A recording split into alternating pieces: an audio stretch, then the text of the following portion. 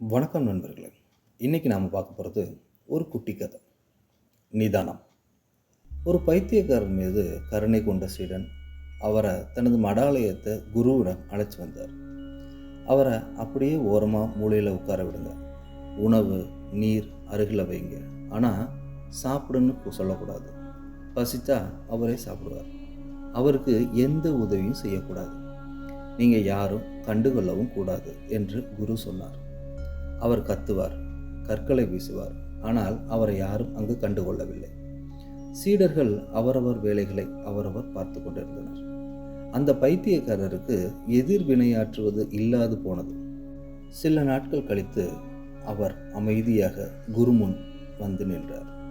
எனக்கு தியானம் சொல்லித் தருவீர்களா என்று கேட்டார். இது இன்றும் திபெத்திய மடாலயங்களில் பின்பற்றப்படும் ஒரு சிகிச்சை முறை. எதிர்வினையாற்ற யாரும் இல்லை என்றால் அவர் அமைதியாகி விடுவார். மற்றவர் பார்க்கவில்லை என்றால் பைத்தியக்காரத்தனங்கள் வளர்ந்து கொண்டே போகாது. தர்க்கம் பண்ணாதீர்கள். நம்முடைய பேச்சை தர்க்கத்திற்கு தீனி, நம் அமைதி அதற்கு பட்டினி. அமைதியாக இருங்கள், எல்லாம் சரியாகும்.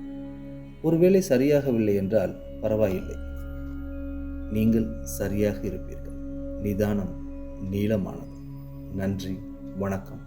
மீண்டும் சந்திப்போம்.